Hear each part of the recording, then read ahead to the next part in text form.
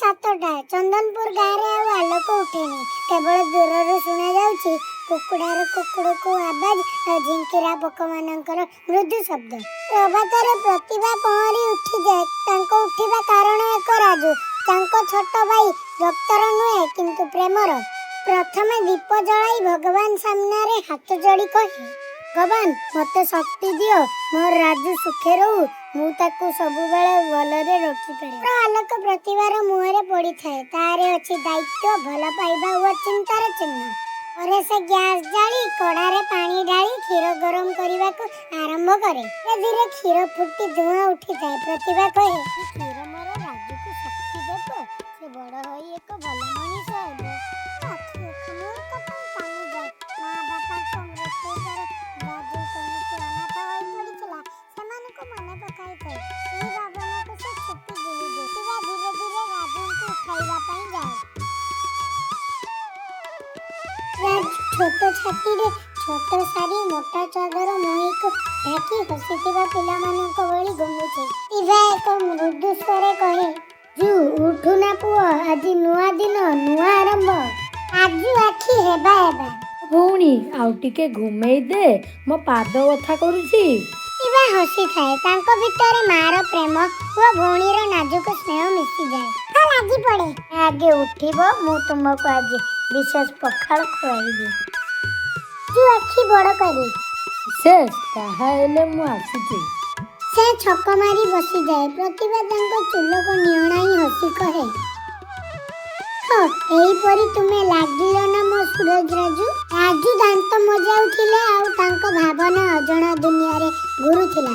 ପ୍ରତିଭା ଭାବୁଥିଲା, ହେ ଦୁଷ୍ଟ ମଞ୍ଜନ, ନଷ୍ଟ କରୁନି, ଏମିତି ଖେଳିଲେ ଦିନ ପେଟ ବ୍ୟଥା ହୋଇପାରେ। ଚାଞ୍ଚଲ୍ୟରେ ଯଦି ପେଟ ବଥା ହେଉଛି ତୁମେ ମୋତେ ରମାନା ମଞ୍ଜି ଦେବ ନା? ପ୍ରତିଭା ହସି, ପାଇଁ ତ ସବୁ କରିଦେବି, କିନ୍ତୁ ତୁମେ ମଧ୍ୟ ଭଲ ପିଲା ହେବା ଦରକାର। ତୁ କହିଲା, ମୁଁ ଭଲ ପିଲା କିନ୍ତୁ କେବଳ ତୁମ ପାଇଁ। ପ୍ରତିଭା କ୍ଷୀର ପଖାଳ ପ୍ଲେଟରେ ରଖି ତାରେ ଟିକେ ଚିନି ତିଆରି କରି ରାଜୁ ସାମ୍ନାରେ ଖାଇବା ପାଇଁ ଦେଲା। ରାଜୁ, ମୋ ପ୍ରିୟ ପଖାଳ, ପୁଣି ଆଜି ତ ମୋ ପାଇଁ ଜଜା ଖାଇବା ତିଆରି କରିଛି। ଯା ନୁହେଁ, ମୋ ଭାଇ ପାଇଁ ରଜ ଦିନଟା ରଜା। ତୁମେ ଖୁସି ରହିଲେ ମୋ ଘରେ ସୁଖ।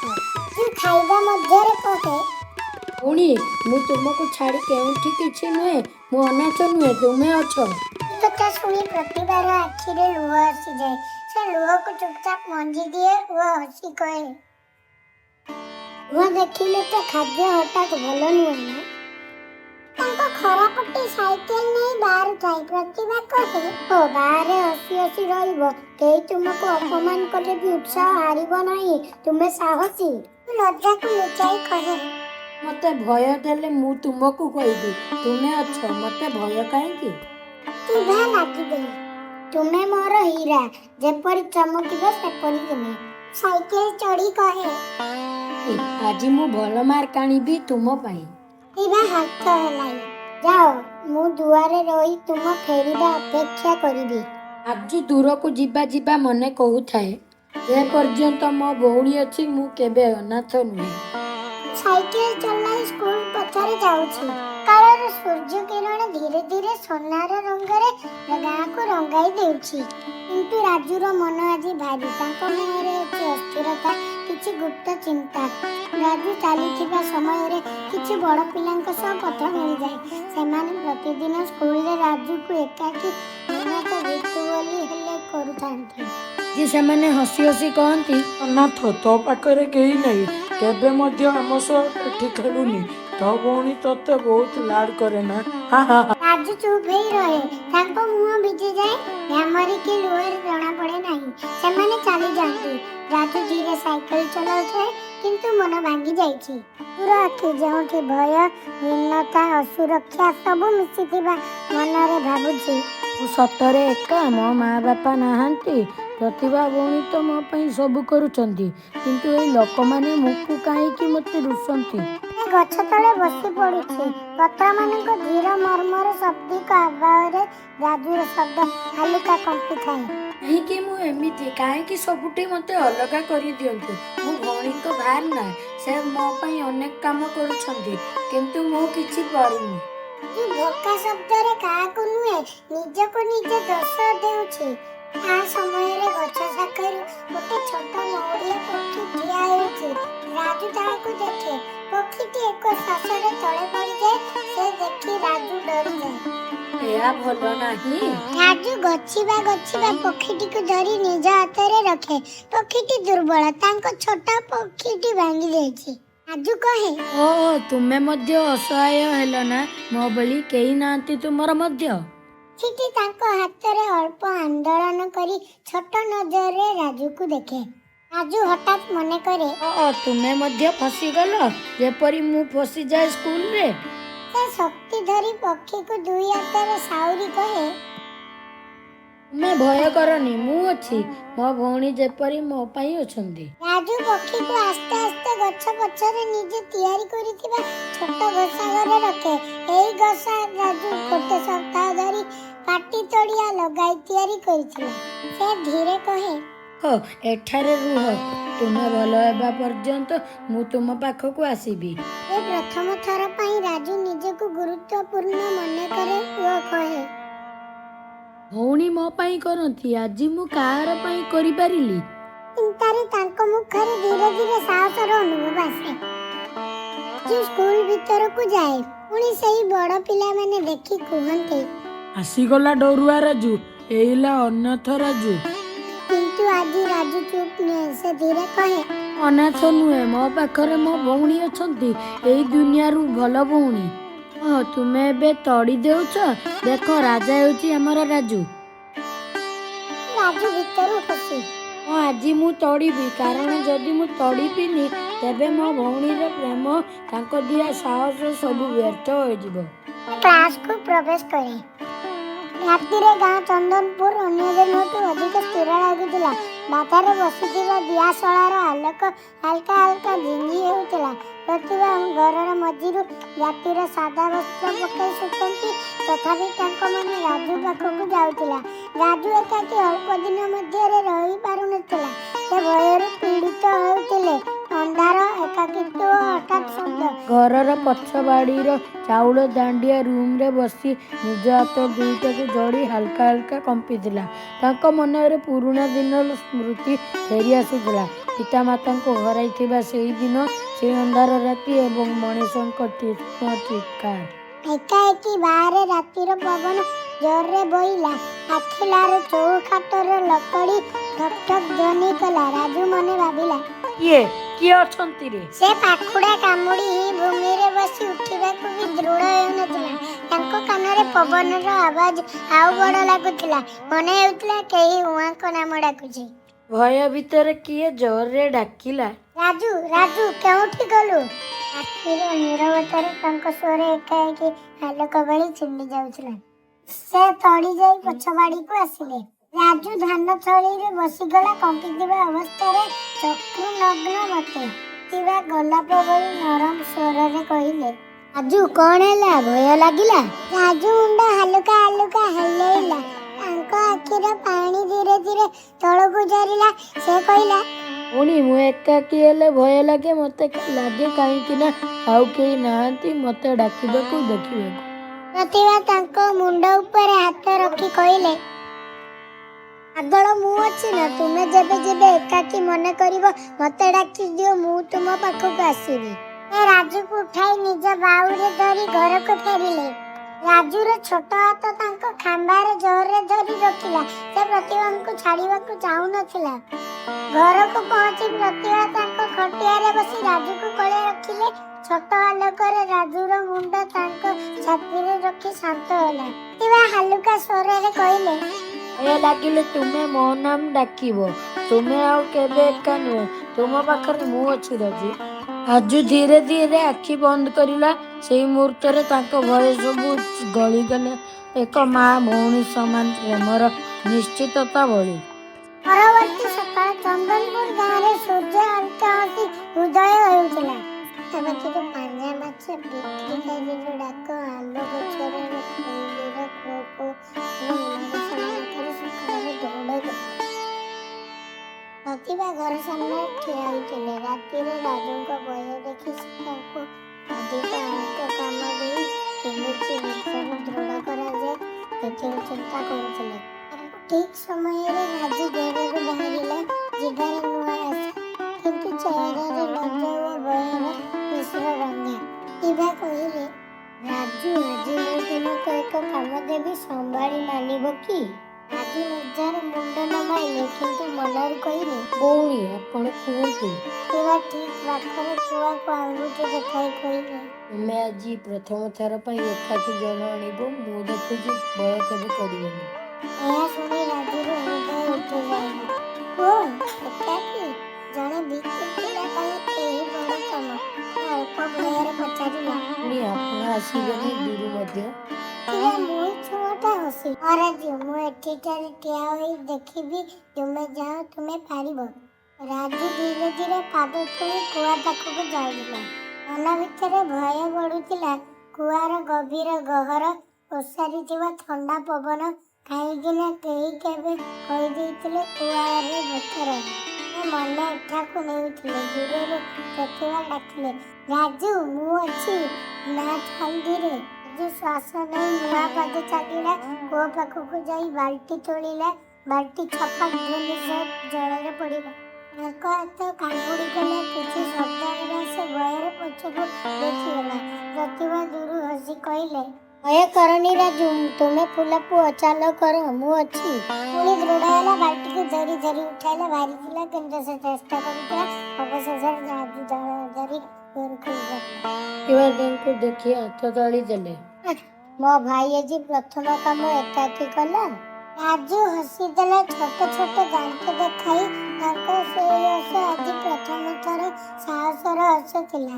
ସେ ପ୍ରତିଭାଙ୍କ ପାଖକୁ ଦୌଡ଼ିଗଲା ଏବଂ କହିଲା, ପୁଣି ମୁଁ ପାରିଲି, ମୁଁ ସାହସୀ ହେବି ନା? ପ୍ରତିଭା କହିଲେ, ରାଜୁ, ତୁମେ ଭିଖୁ ନୁହେଁ, ତୁମେ ମୋର ସାହସୀ ଭାଇ। ରାଜୁ ଆଜି ପ୍ରଥମ ଥର ସାହସ ଦେଖାଇବା ପରେ ପ୍ରତିଭାଙ୍କ ହୃଦୟ ଆନନ୍ଦରେ ଭରି ଯାଇଥିଲା। ସେ ଭାବୁଥିଲେ, ମୋ ରାଜୁ ଆସ୍ତେ ଆସ୍ତେ ବଡ଼ ହେଉଛି, ଭୟକୁ ଜିତିବା ଶିଖି ଯାଉଛି। ଗାଁରେ ଏକ ଦିନ ସାଧାରଣ ଠାରୁ ଅଲଗା ହୋଇ ଆସିଲା। ଏକ ଘଟଣା ଯାହା ରାଜୁଙ୍କ ସ୍ୱଭାବ, ତାଙ୍କ ପ୍ରତିଭା ଉପରେ ଆସ୍ଥା ଏବଂ ତାଙ୍କ ନିଜକୁ ବଦଳାଇବାରେ ଆଗୁଆ ସମୟ ଲାଗେ। ଘରର ଧୂପ ଅଧିକ ତପିଥିଲା। ପ୍ରତିଭା ଗାଁରେ ହାଟକୁ ସବୁଜ ଶାଗ, ଆଳୁ, ବାଇଗଣ କିଣିବାକୁ ଯାଇଥିଲେ। ରାଜୁ ତାଙ୍କ ପାଖେ ପାଖେ ବି ଚାଲୁଥିଲା। ଗାଁରେ ମଧ୍ୟ 3 ଜଣ ଅଭଦ୍ର ଟୋକା ବସିଥିଲେ। ବୟସରେ ରାଜୁ ଠାରୁ ବଡ଼, କିନ୍ତୁ ସ୍ୱଭାବରେ ଅଭଦ୍ର। ତେବେ ସେମାନଙ୍କୁ ରାଜୁକୁ ଦେଖି ହସ ଆସିଗଲା। ଏଇକି ସେଇ ଭିତୁ ରାଜୁ, ମା ଭଉଣୀରେ ରହିବା ଗହଳି ଭିତୁ ନା? ଆମ ପାଖରେ ଦେଖା ତ ସାହସ। ରାଜୁ ଭୟରେ ପଛକୁ ହଟିଗଲା। ତାଙ୍କ ହୃଦୟ ପୁଣି ପୁଣି ଦ୍ରୁତ ହୋଇ ଧଡ଼କା ଦେଉଥିଲା। ଆଖିରେ ପୁରୁଣା ସ୍ମୃତିର ଭୟ ଫେରି ଆସୁଥିଲା। ପ୍ରତିଭା ତଳନାଥ ତାଙ୍କ ହାତ ଧରିଲେ। ସେ ଅଭଦ୍ର ଟୋକାମାନଙ୍କୁ ଦୃଢ଼ ଦେଖାଉଥିବା ସ୍ୱରରେ କହିଲେ, ତମେମାନେ ଲଜ୍ଜା କର ନାହିଁ? ଏତେ ଛୋଟ ପିଲାକୁ ଦେଖି ମଜାକ କରୁଛ? ଟୋକାମାନେ ହସି ହସି ଆଉ ନିକଟକୁ ଆସିଲେ। ଭଉଣୀ ଆସିଲେ, ରାଜୁକୁ ମୁଁ ଭୟ ଦେଲି କହି ଅଭିଯୋଗ କରିବେ ନା? ରାଜୁ ପ୍ରତିଭାଙ୍କ ପଛକୁ ଲୁଚିଗଲା। ଭୟରେ କମ୍ପୁଥିଲା। ପ୍ରତିଭା ତାଙ୍କୁ କୋଳେ ନେଇ ସ୍ୱର ନରମ କିନ୍ତୁ ଦୃଢ଼ କରି କହିଲେ, ରାଜୁ, ମୋ ପାଖେ ଏକ କଥା। ରାଜୁ ଭିତରେ ଆଖି ହେଲାଇଲା। ଭଉଣୀ, ତୁମେ ତାଙ୍କୁ ଭୟ କରନି। ଭଲ ଲୋକଙ୍କୁ ଭୟ କରିବ ନାହିଁ। ଖରାପ କାମ କରୁଥିବା ଲୋକଙ୍କୁ କେବଳ ଏକ କଥା କହିବ, ମୋର ଭାଇ ଅଛି, ଆମେ 2 ଜଣ ଏକଥା। ସେଦିନ ଗାଁ ହାଟ ବହୁତ ଭିଡ଼ ଥିଲା। ଚାରିଆଡ଼େ ଦୋକାନରୁ ଡାକ ଶୁଣାଯାଉଥିଲା, କେଉଁଠି ଶାଗ, କେଉଁଠି ମାଛ, କେଉଁଠି ଧାନ ଓ ଚାଉଳ। ହାଟର ରାସ୍ତାରେ ଲୋକମାନେ ଆଗପଛ ହେଉଥିଲେ, କିନ୍ତୁ ସେଇ ଭିଡ଼ ମଧ୍ୟରେ ପ୍ରତିଭା ଓ ରାଜୁ 2 ଜଣ ଆପଣା ଆପଣାକୁ ବହୁତ ଏକା ମନେ କରୁଥିଲେ। ପ୍ରତିଭା ତାଙ୍କ ଛୋଟ ଭାଇ ରାଜୁଙ୍କ ହାତ ଧରି ଧୀରେ ଧୀରେ ହାଟ ମଧ୍ୟରେ ଚାଲୁଥିଲେ। ତାଙ୍କ ମୁହଁରେ ଚିନ୍ତାର ଛାୟା ସ୍ପଷ୍ଟ ଦେଖାଯାଉଥିଲା। ସେ ହାତରେ ଧରିଥିବା ଛୋଟ ପୁରୁଣା ପୋଟଳିଟିକୁ ବାରମ୍ବାର ଦେଖୁଥିଲେ। ସେଥିରେ ଥିଲା କେବଳ କିଛି ଅଳ୍ପ ଟଙ୍କା। ସେ ମନେ ମନେ ହିସାବ କରୁଥିଲେ, ଆଜି ଯଦି 2 ମୁଠି ଚାଉଳ ଓ ଅଳ୍ପ ଶାଗ ମିଳିଯାଏ, ତାହେଲେ ଆଜିର ଦିନଟା ଚଳିଯିବ।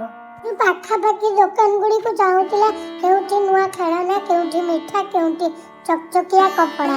ସେ ଚାହୁଁଥିଲା କିନ୍ତୁ କିଛି କହୁନଥିଲା। ତାଙ୍କ ମନରେ ଥିଲା ଭଉଣୀଙ୍କୁ ଦୁଃଖ ଦେବି ନାହିଁ।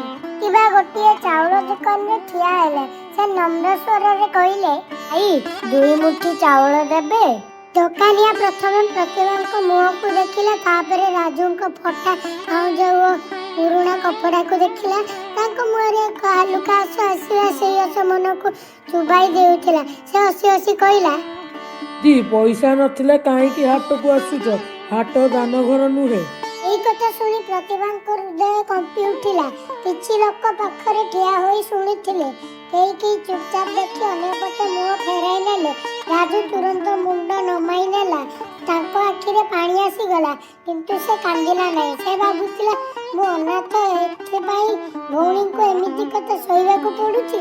ପ୍ରତିଭା ଏକ ମୁହୂର୍ତ୍ତ ପାଇଁ କିଛି କହିବାକୁ ଚାହିଁଲେ, କିନ୍ତୁ ସେ ଚୁପ୍ ରହିଲେ।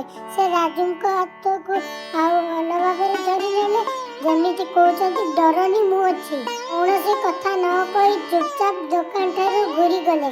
ହାଟର ଭିଡ଼ ମଧ୍ୟ 2ଟି ଛୋଟ ମଣିଷ ଆଉ ଛୋଟ ହୋଇଯାଇଥିଲା। ହାଟ ଛାଡ଼ିବା ସମୟରେ ରାଜୁ ମନେ ମନେ ଭାବୁଥିଲା, ଭଉଣୀ ମୋ ପାଇଁ ଏତେ ଅପମାନ ସହୁଛନ୍ତି। ଏକ ଦିନ ମୁଁ ଏହି ଅପମାନର ଉତ୍ତର ଦେବି ମୋ ସଫଳତାରେ।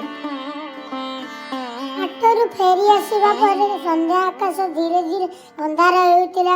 ଗାଁର ରାସ୍ତା ଶୂନ୍ୟ, କେବଳ 2-1 ଘରୁ ଚୁଲିର ଧୂଆଁ ଉଠୁଥିଲା। ପ୍ରତିଭା ଓ ରାଜୁ ନିଜ ଛୋଟ ଘରକୁ ପହଞ୍ଚିଲେ। ଘର ଭିତରେ ନୀରବତା ଥିଲା। ତାଙ୍କ ମୁହଁରେ ଦିନର କ୍ଳାନ୍ତି ଓ ମନର ଦୁଃଖ ସ୍ପଷ୍ଟ ଭାବରେ ଦେଖାଯାଉଥିଲା। ରାଜୁ ଦୁଆର ପାଖରେ ଚୁପଚାପ ବସିଥିଲା, କିନ୍ତୁ ତାଙ୍କ ମନ ହାଟର ସେଇ କଥାରେ ଅଟକି ରହିଥିଲା। କିଛି ସମୟ ପରେ ସେ ଧୀରେ ଧୀରେ ପ୍ରତିଭାଙ୍କ ପାଖକୁ ଆସିଲା ଏବଂ କହିଲା, ପୁଣି ମୁହଁ ଉଠାଇ କହିଲା, ରାଜୁ। କିଛି ମୁହୂର୍ତ୍ତ ଚୁପ୍ ରହିଲା, ତାପରେ ମନର ସବୁ କଥା ଏକାଥରେ କହିଦେଲା। ହାଟରେ ଯେମିତି କଥା ହେଲା, ସେଥିପାଇଁ ମୋତେ ବହୁତ ଲଜ୍ଜା ଲାଗିଲା। ତୁମେ ମୋ ପାଇଁ ଏତେ ଅପମାନ ସହୁଛ, ଆଉ ମୁଁ ଚୁପଚାପ ଦେଖୁଛି। ହସିବାକୁ ଚେଷ୍ଟା କଲା। ଜୀବନର ଅଂଶ ରାଜୁ, ଦୁଃଖ ଆସେ ଚାଲିଯାଏ। ରାଜୁ ଆଜି ଚୁପ୍ ରହିବାକୁ ଚାହୁଁନଥିଲା। ସେ ଆଖି ଉଠାଇ ଦୃଢ଼ ସ୍ୱରରେ କହିଲା, ଭଉଣୀ, ମୁଁ ଆଉ ଏଭଳି ଚୁପ୍ ରହିବି ନାହିଁ। ତୁମେ ମୋ ପାଇଁ ସବୁ କରୁଛ, ଏବେ ମୋ ପାଳି। ଆଶ୍ଚର୍ଯ୍ୟ ହୋଇ ତାଙ୍କୁ ଦେଖିଲେ। ରାଜୁ ଆଗକୁ କହିଲା, ମୁଁ ପଢ଼ିବି, ଭଲ ମଣିଷ ହେବି, ମୁଁ କାମ କରିବି, ହାରିବି ନାହିଁ। ଏକ ଦିନ ଏଇ ଗାଁ, ଏଇ ହାଟ ଆମକୁ ଆଦର କରିବେ। ପ୍ରତିଭାଙ୍କ ଆଖି ଭିଜିଗଲା। ସେ ରାଜୁକୁ ନିଜ ଛାତିରେ ଆଣି ନେଲେ ଏବଂ କହିଲେ, ତୁମେ ମୋର ଗର୍ବ ରାଜୁ। ମୋର ସମସ୍ତ କଷ୍ଟ ତୁମ ପାଇଁ ହିଁ। ଏଇ ଛୋଟ ଘର ଭିତରେ ସେଦିନ ଜନ୍ମ ନେଲା ଏକ ବଡ଼ ସ୍ୱପ୍ନ ଏବଂ ଏକ ଅଦ୍ଭୁତ ପ୍ରତିଜ୍ଞା। ଏଇ ରାତିରେ ଆକାଶ ନୀରବ ଥିଲା। ଚନ୍ଦ୍ରମାଘ ପଛରେ ଲୁଚି ଯାଇଥିଲା। ତାରାମାନେ ମଧ୍ୟ ଆଜି ଅଳ୍ପ ଆଲୋକ ଦେଉଥିଲେ। ପ୍ରତିଭା ଓ ରାଜୁଙ୍କ ଛୋଟ ଘର ଭିତରେ କେବଳ ଗୋଟିଏ ଛୋଟ ଲଣ୍ଠନ ଜଳୁଥିଲା। ଲଣ୍ଠନର ମାଟିଆ ଆଲୋକ ଦିଆଳିରେ 2ଟି ଛାୟା ତିଆରି କରୁଥିଲା, ଭଉଣୀ ଓ ଭାଇର। ରାଜୁ ମାଟିରେ ବସି ତାଙ୍କ ପୁରୁଣା ପୁସ୍ତକଟି ଖୋଲିଥିଲା। କିଛି ପୃଷ୍ଠା ଫାଟି ଯାଇଥିଲା, କିଛି ଅକ୍ଷର ମିଶି ଯାଇଥିଲା, ତଥାପି ସେ ମନ ଦେଇ ପଢୁଥିଲା। ପ୍ରତିଭା ପାଖରେ ବସିଥିଲା। ରାଜୁ ହଠାତ୍ କହିଲା, ପୁଣି ଏଇ ଲଣ୍ଠନ ଆଲୋକ ବହୁତ ଛୋଟ ନୁହେଁ? ହସି କହିଲେ, ଛୋଟ, କିନ୍ତୁ ଏଇ ଆଲୋକରେ ଆମେ ଅନ୍ଧକାରକୁ ହରାଇ ଦେଇଛୁ। ରାଜୁ ଲଣ୍ଠନକୁ ଦେଖି ଭାବୁଥିଲା, ତାପରେ ଧୀରେ କହିଲା, ଭଉଣୀ, ଏକ ଦିନ ମୁଁ ଏମିତି ଆଲୋକ ହେବି ଯେଉଁଠି ଏଇ ଘରେ ଅନ୍ଧକାର ରହିବ ନାହିଁ। ଚୁପଚାପ ରାଜୁଙ୍କ ମୁଣ୍ଡରେ ହାତ ରଖିଲେ। ତାଙ୍କ ଆଖିରୁ ଲୁହ ଝରିଗଲା, କିନ୍ତୁ ସେ ଲୁହରେ ଦୁଃଖ ନଥିଲା, ଥିଲା ଆଶା। ବାହାରେ ପବନ ବହୁଥିଲା। ଘରର କବାଟ ହାଲକା ହାଲକା କମ୍ପୁଥିଲା, କିନ୍ତୁ ଘର ଭିତରେ 2ଟି ହୃଦୟ ଦୃଢ଼ ହେଉଥିଲା। ଲଣ୍ଠନର ଆଲୋକ ଧୀରେ ଧୀରେ ହଲୁଥିଲା, କିନ୍ତୁ ସେଇ ଆଲୋକ ମଧ୍ୟରେ ଭାଇର ସ୍ୱପ୍ନ ଏବଂ ଭଉଣୀର ବଳିଦାନ ଏକାଠି ହୋଇଯାଇଥିଲା। ସେ ରାତି କୌଣସି ହାର ମାରୁ ନଥିଲା, କିନ୍ତୁ ସେ ରାତି ଭବିଷ୍ୟତର ଆଧାର ଥିଲା।